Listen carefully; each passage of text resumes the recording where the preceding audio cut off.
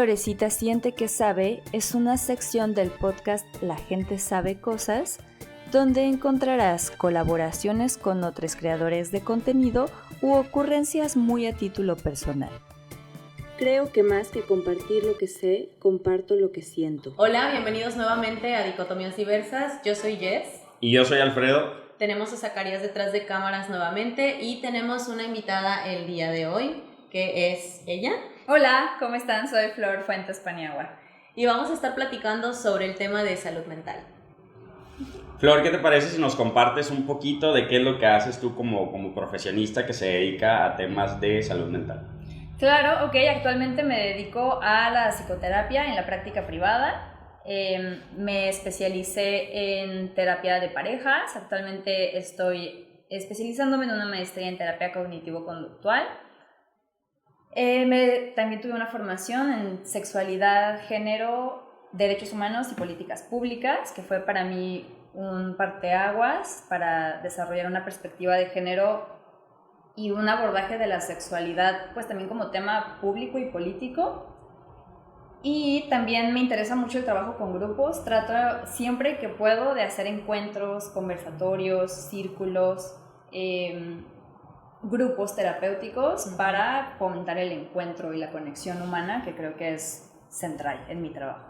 Súper. Oye, Flor, ¿y cómo identificaste tú que te querías dedicar a esto? Digo, porque no es algo a lo mejor como tan común. Yo creo que desde chiquitos empezamos, cuando te preguntan ¿qué quieres estudiar? Tú dices a lo mejor profesiones como, no sé, a un niño me imagino, doctora, veterinaria y demás. O sea, ¿en qué momento dices tú quiero estudiar algo que tenga que ver con la salud mental, con el bienestar del interior, que a final de cuentas se viene reflejando en el exterior, ¿no? Pero ¿cómo nace esa inquietud por estudiar esto?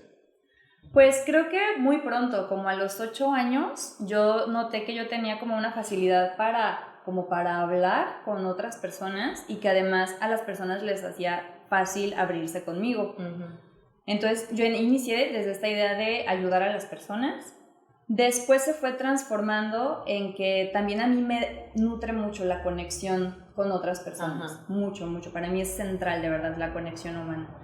Y finalmente ya durante la carrera de psicología me di cuenta que la psicología no es un trabajo individual que haces en un consultorio con una persona, sino que va mucho más allá, que es multidisciplinaria, que tiene que ver con la vida de las personas y por lo tanto con el mundo, con la economía global, con las condiciones sociales. Y ahí yo me encontré mucho en esta perspectiva más social, porque para mí una lucha muy importante es como la lucha de los marginados, ¿no? De las poblaciones excluidas, marginadas, tanto por razones de clase, de género, de diversidad sexual. Entonces, como que ahí integré esa parte a mi trabajo profesional, ¿no? De terapeuta. Entonces, ¿estudiaste psicología clínica o social? Porque sé que hay... Sí. Estudié psicología, así como digamos general, pero en una universidad que es la UAM Xochimilco, que ahí se nutrió mucho esta parte del trabajo comunitario, del abordaje social y político de los problemas y de la salud mental, ¿no? Como dejar de pensar la salud mental como salud mental, justo, de hablar de enfermedades, de trastornos, de patologías, y más bien hablar de síntomas que son malestares de estructuras dinámicas y organizaciones globales y sociales que afectan a las personas, ¿no? A los sujetos. Y hablando de bienestar mental, ¿qué prácticas tienes tú para tu propio cuidado? Ay, esa es una muy buena pregunta. Es como el psicólogo va a terapia, ¿no? Porque es como... Sí, de hecho sí, para mí la terapia es algo fundamental. No es que todo el tiempo esté en terapia, pero sí lo reconozco como un espacio importante para resolver cosas personales, porque yo misma soy, y las terapeutas somos obras inconclusas en constante creación y vas a encontrar borrones y... Humanos a final de cuentas, sí, ¿no? Porque es como... Sí, justo. Sí, exactamente. Entonces la terapia, y hay un principio que es como una filosofía de vida que tiene que ver con abrazar la incertidumbre y la vulnerabilidad. Entonces sí, también ese principio de relacionarme y de reconocerme vulnerable y ver el futuro con incertidumbre también me ha ayudado mucho como a soltar la aprensión y las ansiedades y bueno, eso, ¿no? Fluir en mi condición humana. Oye, supongo que en la formación que tienen ustedes, digo, durante la carrera, todas estas herramientas como para no engancharse, ¿no? Porque, por ejemplo, en el caso de a lo mejor personas que son súper emocionales, ¿cómo no te enganchas con la causa y cómo a lo mejor no te afecta el grado pues de tu producto, ¿no? Que es la terapia. Te está contando el paciente todo lo que trae y sale torre. O sea, cómo en algún momento tienes que poner ese límite entre la parte humana de Flor y la parte del especialista que está atendiendo a la persona, ¿no? Quiero decir algo sobre esto que mencionas, que es muy importante para la terapia, por ejemplo, que es la alianza terapéutica o la relación terapéutica existe en todos los enfoques. Hay un teórico sistémico, Salvador Minuchin, que dice que lo que sana o lo que cura es el vínculo terapéutico. Sí. Entonces también cuando te das cuenta que esta parte humana es importante para no solo conectar, sino para entender los problemas del otro, así de, oye, ahí me sentí muy enojada. ¿Cómo te sentiste tú? También muy enojada y nadie se había enojado conmigo de esto antes y entonces allí nace la oportunidad para el cambio y para la mejora y la solución. Entonces también es parte de la... Okay. Ajá, y hay que encontrar también, no sesgar demasiado. El límite, ¿no? Sí, o sea, totalmente. ¿hasta dónde? Sí, ¿Hasta dónde puedo conectar con mi paciente? Sí, totalmente. Y hasta dónde lo que estoy diciendo es mío y no de ella o de él o ella. Y que durante la carrera obviamente les dan todas estas herramientas, me imagino, ¿no? No, y de hecho... Sí, ¿Cómo? yo diría, Entonces, no creo, no estudié lo mismo, ¿Y tú pero no creo. ¿Tú consideras que eso debería ser parte de la formación? Digo, porque ahorita que te escucho, digo, ¿cuán importante debe ser? Porque ¿cuántas personas no recibes? Y digo, si, no sé, supongamos, tengo 10 pacientes al día y si estoy conectando con 10 personas desde la parte pues, humana, por este vínculo precisamente que comentas, que es súper importante porque justo creo que hablábamos antes de empezar el podcast de la conexión con tu terapeuta, porque en verdad a mí me pasó, fui a terapia y digo, híjole, sentía que no me podía abrir porque no tenía esa conexión con el terapeuta. Yo creo que sí nos deberían enseñar algo en la carrera, que es a reconocer que tenemos un sesgo, que no somos, y a desmontar esta figura de la terapeuta inmaculada, ¿no? Que hasta se pone la bata blanca. Yo estoy y objetivo, ¿no? Exacto. Porque además eso, de por sí tú ya estás en el consultorio en una posición de poder. Sí. Ajá, entonces, ponerte en esta situación de experta, de yo estudié y yo sé y yo te voy a decir cuál es lo que está mal contigo y lo que necesitas y lo que tienes que hacer, es muy problemático. Entonces, desmontar esa figura también de poder, finalmente. Sí. Súper. Oye, dentro de la gente que nos sigue hay mucha gente de la comunidad LGBT. ¿Cómo está este rollo de la salud mental como en estos grupos de la comunidad LGBT? ¿Cómo ves tú ahorita el tema? Ok, pues es una prioridad. Creo que es una prioridad de salud pública, definitivamente. Por ejemplo, las personas trans tienen una esperanza de vida como de entre 30 y 35 años por la violencia sistemática que reciben, por la estigmatización, la discriminación, y eso no propiamente se soluciona en un consultorio, ¿no? Eso ya tiene que ver como con problemas estructurales, culturales, de cómo se percibe y pues cómo se viste a las personas que son percibidas de esta manera socialmente, que son formas generalmente muy estigmatizantes, como muy negativas, ¿no? En general. Ese es un ejemplo, ¿no? Con las personas trans. Y yo creo que las personas LGBT la tienen más difícil que cualquier otra contraparte cis, hetero, etcétera, para encontrar un servicio de salud mental que no les estigmatice, que les comprenda y que esté informada y actualizada sobre, pues, no sé, hasta conceptos, ¿no? Cosas tan sencillas como conceptos.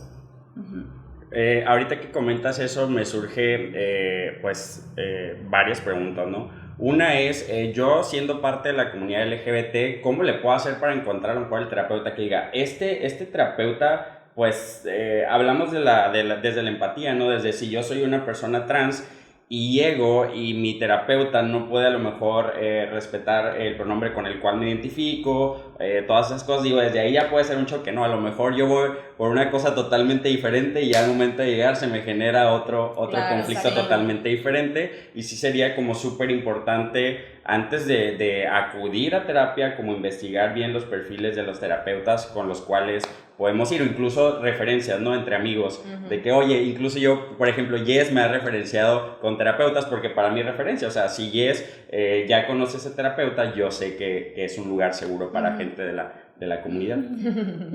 Sí, yo tengo un conflicto con esto de que tú como usuario, te tenga que tocar la chamba de investigar a tu terapeuta, porque creo que todos los terapeutas tendríamos que estar formados para todas las poblaciones, pero también hay otra parte que es parte del posicionamiento político, y es que tú como usuario tienes derecho a elegir desde dónde quieres resonar y decir, sí, esta persona creo que por lo que sabe y en dónde ha estado va a poder abordar mis problemáticas, ¿no? Y algo que pueden hacer para enriquecer esta investigación es en dónde estudió, si hizo alguna tesis, de qué fue. Tan solo también en su perfil como el lenguaje que usa. Sí. Si pone una banderita, pero nada más es la banderita, porque ya cuando, cuando la escuchas hablar dices es como muy heteronormado de su parte decir esto, ¿no? Y preguntarle algo que nos va a referir a cosas que no se aprendieron en la escuela y que tiene que ver con ese posicionamiento personal, y es: ¿en dónde has estado? ¿En dónde has trabajado? ¿Qué experiencias de tu vida crees que te han ayudado o que te ayudan a ser la terapeuta que eres? Esas preguntas, y que te responden, no, pues que yo, en mi caso, me hacía 3 horas a la universidad de ida y de regreso. O sea, yo 6 horas al día las gastaba en transporte. Y eso, claro que a mí me hace la persona que soy, ¿no? Sí. Entonces, ese tipo de preguntas, más hacia lo personal que hacia lo profesional, son muy valiosas. Y a lo mejor directamente la pregunta a mí se me ocurre, porque a veces es como muy directa. ¿Tienes experiencia con la comunidad LGBT? Porque sabemos que hay muchas situaciones que no son particulares de la comunidad LGBT, ¿no? Ahorita comentabas como de esos grupos dentro de la diversidad que tienen sus particularidades y sus situaciones que a lo mejor no todos experimentamos, sino que son específicamente de ciertas poblaciones. Sí. Pero hay otras tantas que como humanos todos pasamos, ¿no? Entonces creo que por ahí puede ser también una buena opción de que, oye, tienes experiencia atendiendo a gente a lo mejor queer, a gente trans o a gente de ciertos grupos. También a lo mejor podría ser válido directamente preguntar, ¿no? Sí, totalmente, desde luego. Hay algo que quiero decir de esto, voy a sacar mis notas. Un tema muy prevalente, un problema en salud mental actualmente es la ansiedad, ¿no? Es como esta epidemia así silenciosa que está atacando a todo el mundo. Y la ansiedad tiene que ver con vulnerabilidad, con falta de seguridad y con, pues digamos, una hipervigilancia al entorno para estar buscando estas amenazas que van a activar la respuesta ansiosa. Eso es como muy en general. Pero contextualizándolo a problemas que tiene la comunidad LGBT y las personas de las disidencias sexogenéricas, esta hipervigilancia, además de cualquier otra cosa personal que uno tenga de me dan miedo las ratas o algo así, se va hacia detectar posibles señales en el entorno de discriminación, de violencia, de estoy siendo percibida como una persona queer y tal vez por el imaginario cultural que hay voy a recibir alguna agresión, ¿no? O sea, y eso es real. Y además hay evidencia en la vida de esa persona, probablemente, hay evidencia en el entorno y hay evidencia cultural de que es probable que eso pase. Entonces, los temas o el contenido del modelo ansioso, digamos, específicamente de personas LGBT podrían ir hacia allí, no necesariamente, ¿no? Por eso también hay que pues estudiar muy bien cada persona que te llega. Sí. A mí algo que se me hace muy, muy interesante de tu práctica es que tienes posicionamientos políticos muy claros. O sea, yo lo digo no como paciente porque, pues bueno, nosotras somos amigas, entonces no podría existir una relación terapéutica, pero yo veo su contenido, veo todas las cosas que haces y se me hace súper interesante esto porque al menos hasta ahora, en casi toda la gente que yo conozco del área de psicología, muy poca hace esto de posicionarse de esta manera. Y creo que tiene que ver con lo que estabas diciendo hace un rato de que a muchas personas que están en el rol de terapeuta les gusta como conservar esta imagen de soy una persona neutral y objetiva. Pero eso es algo que se me hace muy chido de tu práctica porque yo creo que no sé si lo he dicho en el podcast o no, pero yo estudié una licenciatura en filosofía. Entonces mi forma de ver la vida también va muy desde las humanidades, desde lo social, desde lo cultural, porque mi formación filosófica no fue tanto lógica analítica, fue más hermenéutico-cultural. Entonces, siento que yo conecto mucho con muchas cosas que dices y se me hace súper interesante tener estas prácticas de la psicología desde esta perspectiva y que tiene que ver con lo político. Y algo que dices tú y que me parece muy relevante y fundamental, diría yo, subrayar es no me acuerdo exactamente cómo lo enuncias, pero básicamente es algo así como no hay que responsabilizar a los individuos de cuestiones sistémicas, de cuestiones sociales, culturales, etcétera. Hay que analizar más bien qué efectos producen en nosotros y a partir de ahí trabajar, ¿no? Entonces, entre eso por una parte, que me parece muy, muy interesante y que pienso yo que desde lo político también, desde esta posición política que tienes tú a la hora de ejercer, siento yo que vas a estar de acuerdo en lo que voy a decir ahorita, que yo siempre lo he dicho, creo que la salud mental desafortunadamente ahorita es un privilegio, porque no es accesible a cualquier persona. Entonces, tomando en cuenta toda esta situación, tomando en cuenta que atraviesan situaciones sociales y culturales durísimas y que muchas veces no tenemos conscientes y están súper normalizadas, como la violencia de género, discriminación, etcétera, etcétera, ¿cómo podemos identificar o alguna persona, cómo puede empezar a darse cuenta de que su salud mental está como, pues, siendo afectada, vulnerada?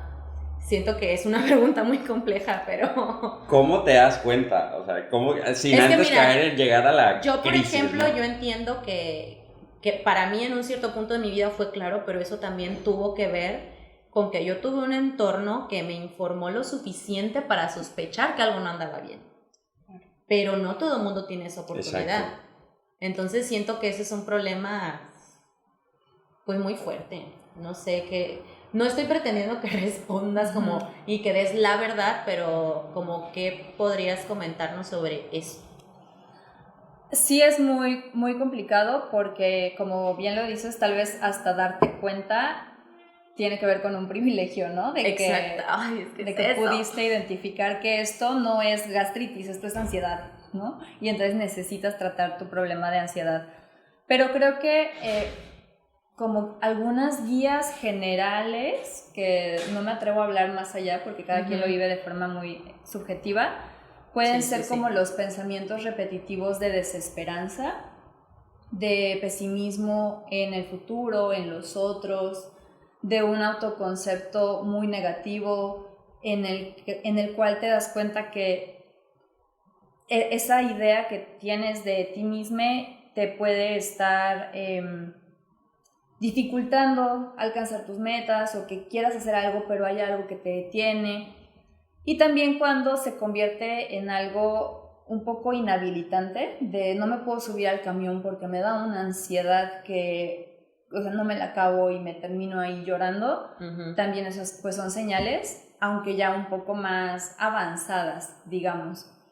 Se dice mucho que todos tendríamos que ir a terapia y no sé, yo no estoy tan de acuerdo con eso porque si bien algo que yo sí ejerzo en mi práctica clínica es el trabajo por objetivos, y si tú no tienes un problema claro y definido, es difícil establecer objetivos y es muy fácil comenzar a rumiar o a darle vueltas a cosas. Entonces, también cuando tú identificas de hay algo que no me deja o con lo que no estoy a gusto, ahí podría ser explorar. Se me hace muy chistoso ahorita que comentas esto de los objetivos y de cómo a lo mejor ya estando en terapia, si no tienes bien claro a lo mejor qué es lo que vas a trabajar, o al menos tú dices, ¿sabes qué? Identifico que estas situaciones me están ocasionando ciertos conflictos, ¿no? Que hablábamos también de que pues es un privilegio poderlas identificar, pero les comparto un poquito de una experiencia ahorita que comentas eso, porque de las primeras veces que yo fui a terapia iba por una cosa, ¿no? Entonces cuando la terapeuta me empezaba a sacar plática, salieron 1000, entonces me decían, no, espérate, pero esto es otra cosa, no es por lo que vienes, o sea, en verdad es bien interesante eso porque iba por una cosa y terminaba hablando de otras, ¿no? Entonces me dice, es que a lo mejor es un problema con tus papás y luego lo resolvemos, pero iba por una cosa y terminaba hablando de 10, entonces qué chistoso eso, porque así te puedes como ir por la tangente ahora sí, ¿no? Pues yo no sé si yo lo diría como irte por la tangente, siento que más bien en el momento en el que empiezas a explorar eso, te empiezas a ser consciente de que hay muchas otras cosas. Y que no es una cosa, no. Exacto, sobre... que es más bien como un entramado de muchas cosas sí, y que viene de muchas partes, no es como de, ay, es que me pasó este suceso específico en mi vida y ahí ya iniciaron todos mis problemas y por eso estoy así. Luego son un chorro de ramas y cosas que te salen ahí, es como me decías, como sí, pero en otra terapia, o sea, otro día. Sí, es la complejidad, ¿no? De los problemas humanos. Quiero decir algo acerca de este posicionamiento político que introdujiste, y es, yo creo que es importante que todas las terapeutas tengamos este posicionamiento político claro en el ámbito o la lucha que tú quieras, ¿no? Porque hay que tener una conciencia de que la psicología es una disciplina del saber y por lo tanto del poder. Y que a lo largo de la historia, la psicología junto con la medicina ha servido para estructurar, marginalizar, excluir, discriminar, categorizar, controlar. Totalmente. A poblaciones no hegemónicas. A través de la patologización. Exactamente. Sí. Entonces, ser conscientes de la historia de la psicología, para quienes estén estudiando psicología, no se salten esa clase, por favor. Sí, para que te des cuenta cómo la psicología como disciplina ha servido para eso, sigue sirviendo para eso, y que si quieres hacer una práctica consciente y politizada, necesitas declararle la guerra a eso, oponerte a eso. Y quiero decir como una forma de hacerlo. Porque creo que el consultorio sí es un espacio que puede ser de activismo en sus límites, ¿no? En sus 4 paredcitas, pero sí puede llegar a ser. Y es preguntando. Aunque tú estés muy informada, hayas estudiado los 1000 diplomados, no puedes asumir la experiencia de la otra persona. Esa persona es la experta en su vida, en su narrativa, en su historia. Y cuando tú preguntas y no das por hecho y no hablas desde el saber, sino desde la radical curiosidad, estás desmontando esa práctica histórica de la psicología de yo te defino, yo te categorizo. Yo te digo qué hacer. Yo te digo quién eres, ¿no? Y hay una frase del premio Nobel de 1992, me parece, 90, no. Bueno, que es, las definiciones pertenecen a los definidores, no a los definidos. Ah, qué fuerte. Exacto. Y qué contundente. Sí. Exacto, entonces es de Toni Morrison. Sí. ¿Está? Cuando tú le preguntas a la otra persona que ella se reconozca, que ella me cuente su historia, lo que estás haciendo es reconocer que ese otro tiene libertad y agencia para autodefinirse, para construir su propia historia, para autodenominarse, y que así es como desde la práctica privada podemos darle lugar a esas historias que han sido, y esas subjetividades que han sido marginadas y excluidas. Yo creo que hay mucho poder en eso que estás diciendo y lo digo como paciente de terapia, porque creo que uno de mis grandes conflictos cuando era más joven era justo sentir que yo no podía como decidir hacia dónde iba a actuar. Siento que al principio, cuando recién entiendes como esa libertad puede ser abrumadora porque dices, ¿qué voy a hacer con ella? ¿A dónde me va a llevar? Pero también cuando ya la empiezas a entender desde otra perspectiva, justo más o menos desde lo que estás diciendo, siento que eso es súper, es que ni siquiera sé qué adjetivo ponerle, pero creo que definitivamente eso es algo completamente político. El entender que sí tienes una libertad y que sí puedes actuar y definir y que te permitan contar tu historia, creo que... Sí, y es apostarle a la autonomía, a la terapia también como un proceso de emancipación. Estaba pensando justo en la palabra emancipación, la tenía en la cabeza. Sí. Oye, Flor, y por ejemplo, nosotros, ¿cómo podemos identificar eso en el terapeuta? Porque ahorita lo que estás compartiendo se me hace súper interesante y yo ya quiero ir a terapia contigo. Entonces se me hace súper interesante, pero son cosas que a lo mejor yo desconocía y que ahorita me estoy enterando y me parece muy interesante conocer todas estas cosas de los terapeutas. O sea, porque digo, no sé, voy a inventar ahorita, pero se me ocurre que sigue habiendo este tipo de terapeutas a los que tú vas y te va a decir qué es lo que tienes que hacer, justo lo que hablábamos. Entonces, ¿cómo yo como usuario pudiera identificar focos rojos, red flags en los terapeutas, que tú puedas decir, aguas con este tipo de cosas? Digo, para aquí irnos con herramientas. Pero es padre a quedarnos con todo este tipo de herramientas, a compartirle a la gente, porque digo, como hay terapeutas que tienen esta formación que tú tienes, toda esta parte humana y todo lo que nos estás compartiendo, puede haber terapeutas con otro tipo de prácticas que a lo mejor no son precisamente las más éticas o las que tú recomiendes que le puedan ayudar a las personas. O sea, red flags en los terapeutas, sí, que tú consideres. Ok. Una red flag bien importante está, por ejemplo, en que asuma cosas de ti, ¿no? Por ejemplo, preguntar en la historia clínica, ¿tomas anticonceptivos hormonales? Antes de siquiera saber tu orientación sexual o siquiera si eres una persona sexualmente activa, ¿no? Asumir cosas dentro de la heteronorma como, ¿y qué piensa de eso tu pareja, no? ¿Y tú cómo sabes que estoy en una pareja? ¿Cómo sabes que no estoy en una configuración no monógama, ¿no? Por ejemplo. Entonces, en ese tipo de asunciones en donde se está partiendo desde un sesgo y ya se está delineando tu experiencia, esas pueden ser como pequeñas o grandes red flags, ¿no? La verdad es que es difícil, no les voy a mentir, es difícil encontrar una práctica politizada. Es muy difícil, yo no conozco casi, muy pocas. De hecho, aparte de ti, solo pienso en una persona. Y eso que yo conozco mucha gente de humanidades.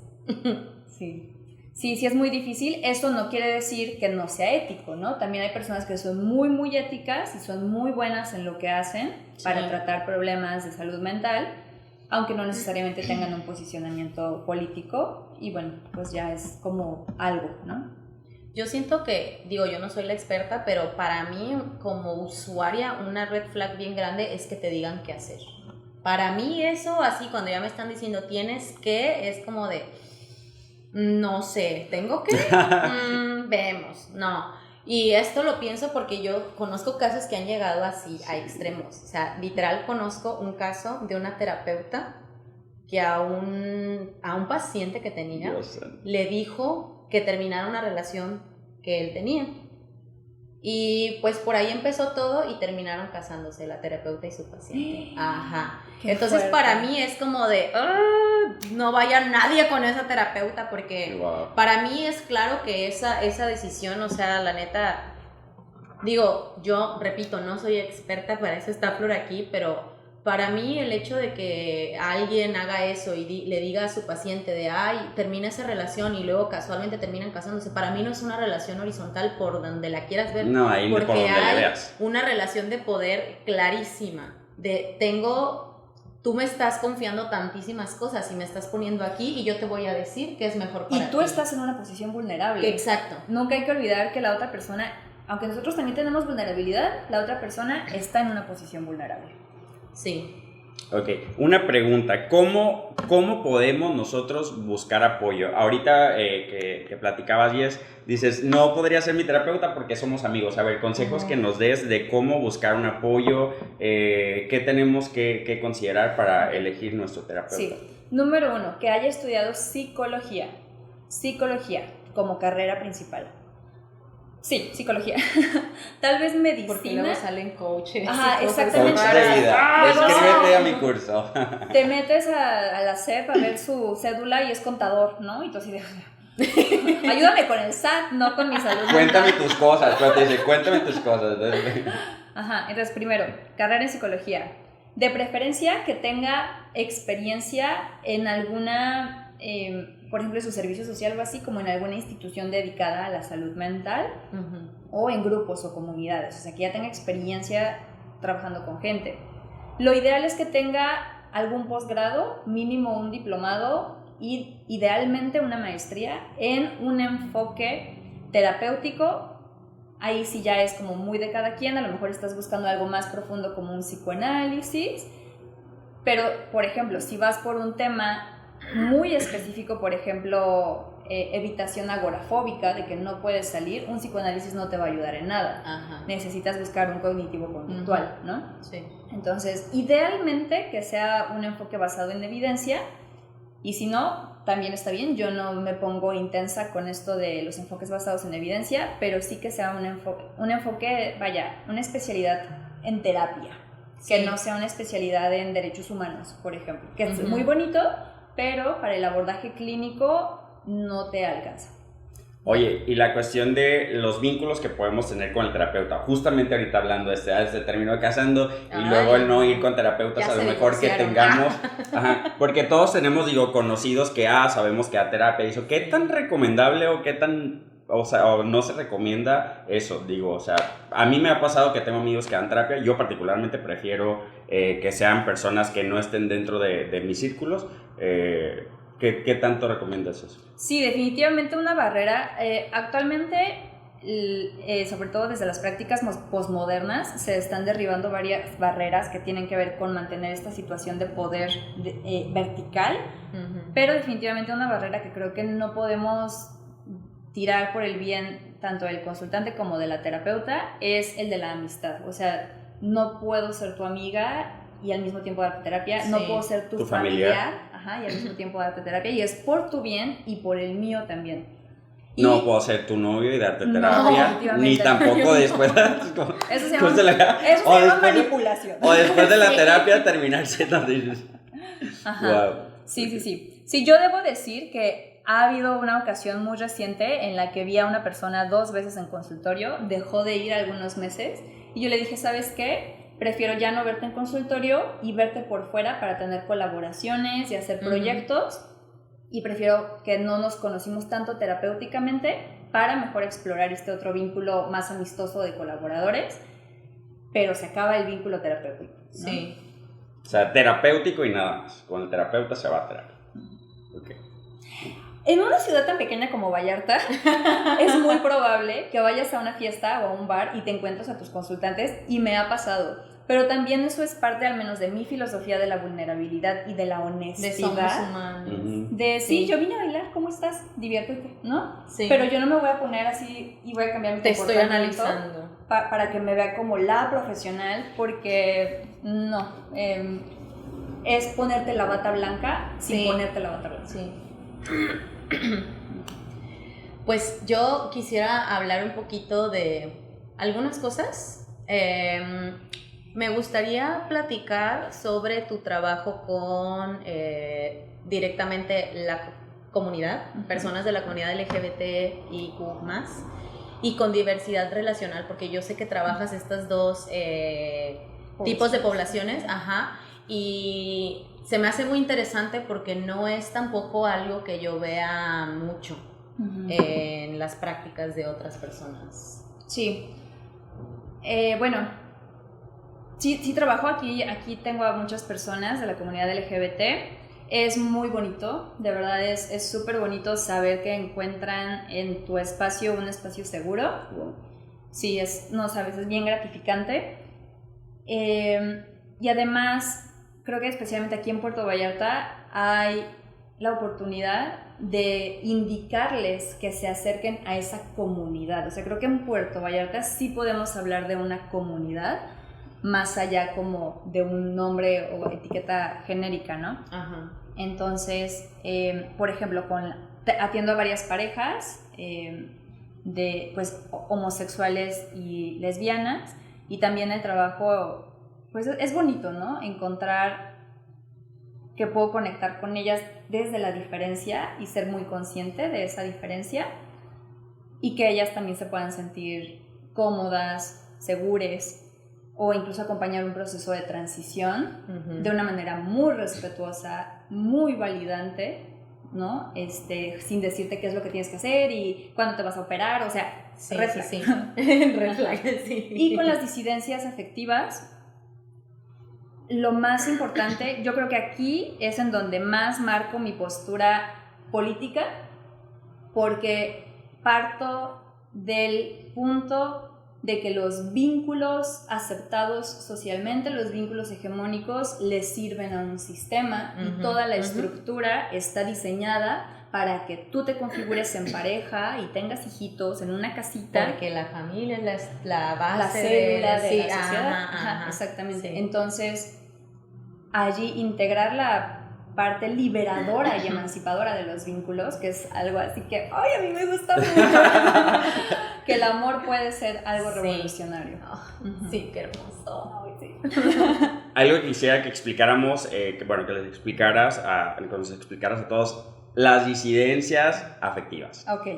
Las disidencias afectivas son todas aquellas formas de vincularnos o relacionarnos fuera de la norma. Y norma, entiéndase como vínculos heterosexuales, vínculos cis heterosexuales además, vínculos monógamos y vínculos que tienen que estar validados por una instancia como la iglesia o el Estado, o sea, el matrimonio.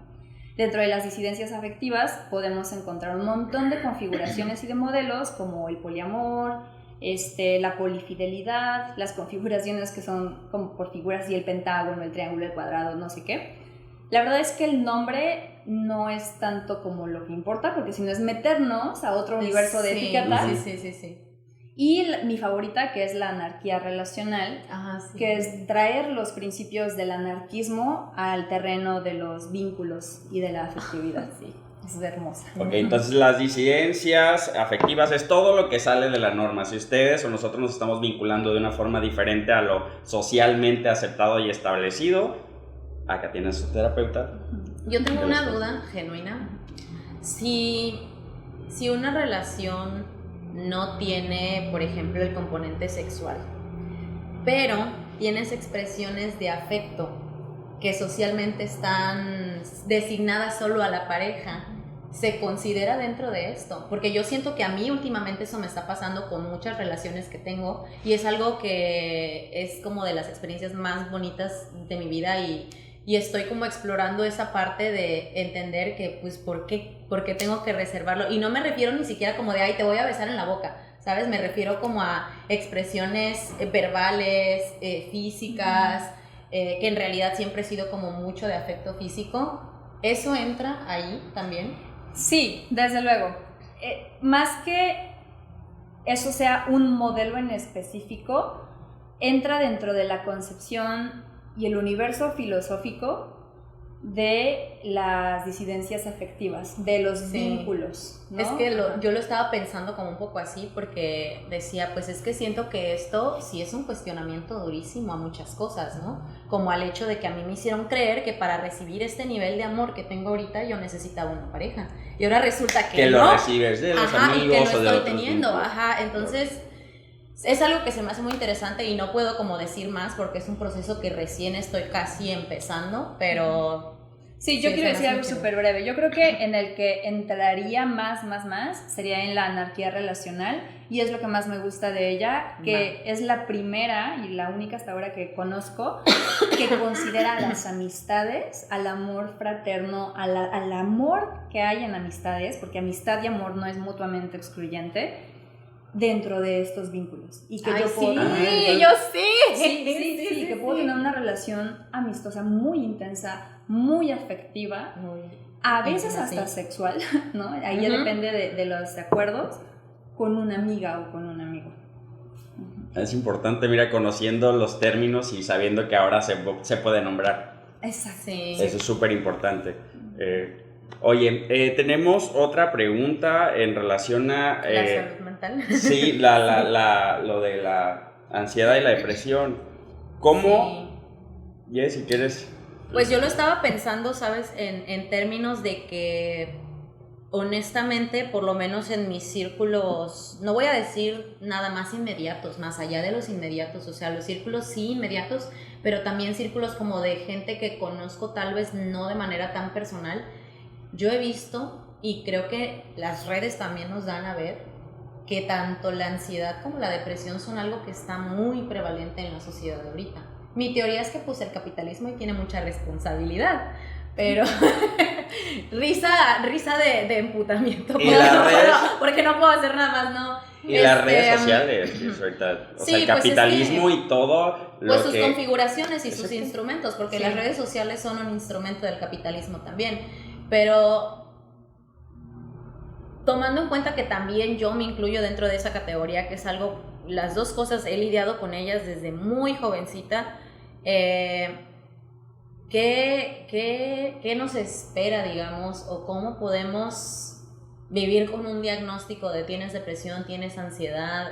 Siento que es un tema importante porque muchas veces, y yo lo digo por mí, de verdad sientes que no ves la luz y dices, es que no mames, neta, esto va a ser mi vida por el resto de mi vida. ¿Qué nos podrías como decir de esto? Bueno, quiero comenzar diciendo que la tendencia actual en la práctica clínica de la psicología está hacia eliminar las etiquetas diagnósticas. Y más eso yo no sabía, qué chido, ¿eh? Sí. Y más bien trabajar con los procesos subyacentes de los malestares. Porque un diagnóstico es eso, es una etiqueta. Y sí pesa, pesa, claro. te da mucho como de... Sí. Cuando recibes el diagnóstico, Sí. Pero... Y... se me fue la idea. Bueno, pero un diagnóstico es una etiqueta. Y para lo que sirve, para nosotras las terapeutas, es para delimitar un tratamiento, para saber qué intervenciones necesitas, cómo se te puede ayudar, cómo lo vamos a disminuir, a regular, a quitar. Pero algo que yo les diría es no hagan de su diagnóstico su identidad, ¿no? Una cosa es que lo puedas nombrar y portar sin estigma, y otra cosa es que hagas de tu diagnóstico tu identidad y por lo tanto tu herramienta de relacionarte con otras personas. Porque estás jugando ahí con límites peligrosos entre el sí lo suelto o no lo suelto, lo trabajo o no, porque ya es parte de mí. Tú eres más que tus malestares, eres más que tus acciones y por supuesto que eres mucho más que tu diagnóstico. Y en cuanto a la ansiedad y la depresión, son trastornos, si le queremos poner esa palabra, que se quitan y que puedes vivir sin ansiedad y puedes vivir libre de depresión si conoces cuáles son los procesos subyacentes y si puedes lograr fortalecer tus bases de seguridad, desarrollar tolerancia a la incertidumbre y tener bien fuertes tus núcleos de valores. Sí se puede, ¿no? O sea, es posible vivir sin ansiedad y sin depresión. Y yo así de... Hay una luz al final del camino. Y ahorita que estás comentando eso, como si tienes un diagnóstico de ansiedad y depresión, no es algo que te define al 100% como persona. Y hablabas como el de algo así como que no apropiarse de eso y no tomárselo como al 100%, porque ahorita en redes sociales sabemos que es un tema del cual se habla mucho y yo veo a personas que comparten sus diagnósticos. Particularmente me ha tocado ver algunos contactos que dicen: acabo de ser diagnosticado con ansiedad, me está pasando esto y esto en mi vida. Pero ahorita que comentabas esta parte de decir hasta dónde se convierte a lo mejor mi carta de presentación, y una vez que recibo el diagnóstico de ansiedad o depresión, se vuelve como en mi cabeza ya tengo algo que antes a lo mejor ni siquiera lo identificaba o no sabía qué era, pero en el momento de que te dan la noticia de que es eso y empiezas tú a vivirlo y a compartirlo, a lo mejor pasa esa barrera de decir: o en qué momento ya mi vida se volvió que gira en torno a este diagnóstico que acabo de recibir. Sí, creo que hay un tema muy complicado con las redes sociales, muy brevemente, y es que se está haciendo del trastorno mental algo chévere.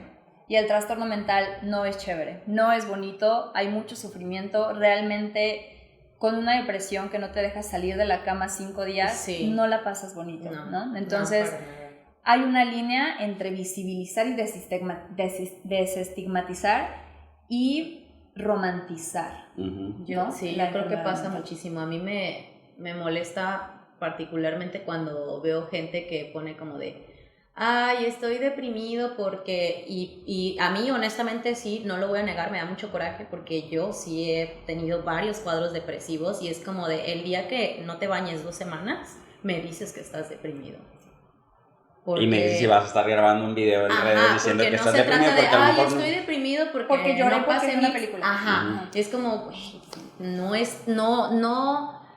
Yo estoy muy a favor de visibilizar porque creo que ayuda a desestigmatizar, pero también se me hace bien peligroso que la gente empiece a agarrar términos y a usarlos como si nada, y pues sí me parece peligroso, ¿no? Porque también hace sentir, al menos yo como alguien que ha sufrido varios cuadros depresivos, a mí sí me hace sentir mal y me enoja que la gente use tan a la ligera el término depresión. Ay, sí. Y eso favorece una práctica clínica biomédica, es decir, cumples con los diagnósticos, te medico. Entonces, no, hay que apostarle a la libertad, a la emancipación. Uh-huh. Ay, pues que tienes unos enfoques muy, muy chidos. Yo ya te lo he dicho de manera personal, admiro mucho lo que haces. Me parece fundamental también que existan estos posicionamientos políticos en prácticas que la gente tiende a poner como de: ay, es que es súper objetivo, pero pues creo que desde el hecho de que trabajas con seres humanos, pues no puede haber objetividad. Totalmente. ¿No? Quiero, antes de terminar, dar una lista de recursos y materiales que creo que todo clínico de la psicología debería conocer para trabajar con personas LGBT, ya sea que te interese o que simplemente te llegan, ¿no? A ver, está... Nada que curar, guía de referencia para profesionales de la salud mental en el combate a los esfuerzos para corregir la orientación sexual y la identidad de género, de la UNAM y la CONAPRED. Está Parejas del mismo sexo, reflexiones terapéuticas para su acompañamiento. El glosario de la diversidad sexual de género y características sexuales de CONAPRED. Y una cosa preciosa que se editó en Chile: Psicoterapia culturalmente competente para el trabajo con pacientes LGBT. Ay, para que los busquen. Por compartir eso. Ojalá les sirva a mucha gente que pueda estar viendo esto. Pues se nos acabó el tiempo. Te queremos agradecer muchísimo por estar aquí con nosotros, por compartirnos todo lo que nos has compartido. Y me da muchísimo gusto que ahorita estar escuchando que estás muy preparada para trabajar con gente de la comunidad LGBT. Es algo que te quiero agradecer porque creo que es importante que la gente de la comunidad sepa que hay personas que están preparadas, sensibilizadas para poder recibirnos. Entonces, muchísimas gracias por eso. Y por tu trabajo en general, porque la verdad creo que tiene un impacto muy grande. Muchas gracias por invitarme. Estoy muy contenta de estar en este bonito podcast con gente nosotros tan también. bonita. Pues grabaste los abrazos. Pues yo no tengo nada más que agregar, más que pues muchas gracias. Más que estamos bien felices todos, sí. Creo. Muchas gracias a todos por escucharnos y por vernos, y pues nos vemos en el próximo episodio de Dicotomías Diversas. Adiós. Bye.